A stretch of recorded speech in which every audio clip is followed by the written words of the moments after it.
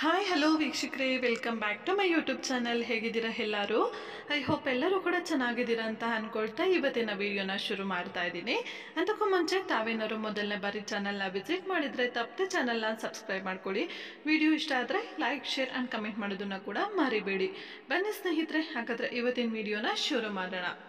ಅರ್ಥ ಮಾಡಿಕೊಳ್ಳದೆ ಇರೋ ಮನಸ್ಸನ್ನ ಬೆನ್ನತ್ತಿ ಅರ್ಥ ಮಾಡಿಸೋ ಪ್ರಯತ್ನ ಮಾಡಬೇಡ ನೀನು. ಹುಟ್ಟಿರೋದು ಇನ್ನೊಬ್ಬರನ್ನ ಮೆಚ್ಚಿಸೋಕೆ ಅಲ್ಲ, ನಿನಗಾಗಿ ಬದುಕು.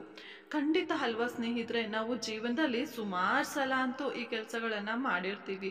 ಏನಂದರೆ ನಾವೇನು ಅಂತ ನಮಗೆ ಗೊತ್ತಿರುತ್ತೆ, ಆದರೆ ಅದನ್ನು ಪ್ರೂವ್ ಮಾಡೋದ್ರಲ್ಲಿ ನಾವು ತುಂಬ ಸಮಯನ ವ್ಯರ್ಥ ಮಾಡಿಸ್ತೀವಿ. ಅದರಲ್ಲೂ ಯಾರೋ ಒಬ್ಬರು ನಿಮ್ಮನ್ನು ನಂಬ್ತಾ ಇರೋಲ್ಲ ಅಂದರೆ ಏನರ್ಥ? ಅವರಿಗೆ ನಿಮ್ಮ ಮೇಲೆ ನಂಬಿಕೆ ಅನ್ನೋದು ಇಲ್ಲ. ನಂಬಿಕೆ ಅನ್ನೋದು ನಿಮ್ಮ ಒಂದು ಸಂಬಂಧದಲ್ಲಿ ನೀವು ಗಳಿಸ್ಕೊಂಡಿರ್ತೀರ, ಹೌದು. ಆದರೆ ಆ ಒಂದು ನಂಬಿಕೆ ಒಂದು ಸಲ ಒಡೆದೋದಾಗ ಅಥವಾ ಅವ್ರು ನಿಮ್ಮನ್ನು ನಂಬ್ತಾ ಇಲ್ಲ ಅಂತ ಅಂದಾಗ ನಿಮ್ಮ ಸಂಬಂಧ ಎಲ್ಲೋ ಬಿರುಕ್ಬಿಟ್ಟಿದೆ ಅಂತ ನೀವು ಅರ್ಥ ಮಾಡ್ಕೊಳ್ಬೇಕು.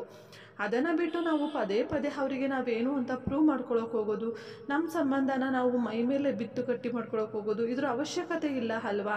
ಸೊ ಇಬ್ಬರಿಗೂ ನಿಮ್ಮ ಕಡೆಯಿಂದ ಹೇಗೆ ರೆಸ್ಪಾನ್ಸ್ ಬರ್ತಾ ಇರುತ್ತೋ ಅವ್ರ ಕಡೆಯಿಂದನೂ ಅದೇ ರೀತಿ ರೆಸ್ಪಾನ್ಸ್ ಬಂದಾಗ ಮಾತ್ರ ನೀವೇನು ಅಂತ ಅವ್ರಿಗೆ ಅರ್ಥ ಆಗಿದ್ದೀರಾ ಅನ್ನೋದು ನಿಮಗೂ ಕೂಡ ಗೊತ್ತಾಗುತ್ತೆ.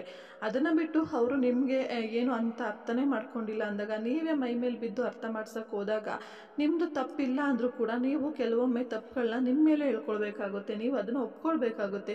ಸೊ ಅಂತಹ ಪರಿಸ್ಥಿತಿ ಯಾಕೆ? ಅಂಥ ಪರಿಸ್ಥಿತಿಯಲ್ಲಿ ನಿಮ್ಮ ಒಂದು ಆತ್ಮವಿಶ್ವಾಸ ಅನ್ನೋದು ತುಂಬಾ ಕುಗ್ಗೋಗ್ಬಿಡುತ್ತೆ ಸ್ನೇಹಿತರೆ. ಅಲ್ಲಿಗೆ ನೀವೇ ನಿಮ್ಮ ಕಡೆಯಿಂದ ತಪ್ಪಿದೆ ಅಂತ ಒಪ್ಕೊಂಡಾಗೆ ಆಗುತ್ತೆ.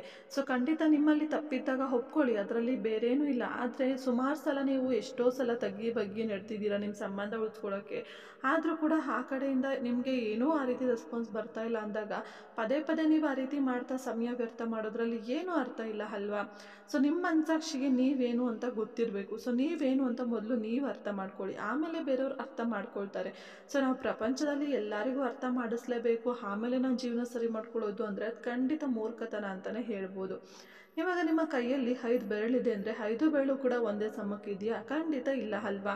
ಸೊ ನಮ್ಮ ಕೈಯಲ್ಲಿರುವ ನಮ್ಮ ಬೆರಳುಗಳೇ ಒಂದೇ ಸಮಕ್ಕಿಲ್ಲ, ಅದು ನಾವು ಒಂದೇ ಸಮಕ್ಕೆ ಮಾಡೋಕ್ಕೂ ಆಗಲ್ಲ ಅಂದಾಗ ಇನ್ನು ನಿಮ್ಮ ನೋಡೋರ ದೃಷ್ಟಿನ ಒಂದೇ ಸಮಕ್ಕೆ ನೀವು ಹೇಗೆ ಮಾಡೋಕ್ಕಾಗುತ್ತೆ? ಸೊ ಖಂಡಿತ ಅಲ್ಲೇ ಅರ್ಥ ಮಾಡ್ಕೊಳ್ಳಿ ನೀವು. ಹಾಗಾಗಿ ಬೇಡ ಅಂತಹ ಪ್ರಯತ್ನ ಯಾಕೆ ಬೇಕು ಅಲ್ವಾ? ಸೊ ಹಾಗಾಗಿ ಹೇಳ್ತಾ ಇದ್ದೀನಿ ಅಷ್ಟೇ.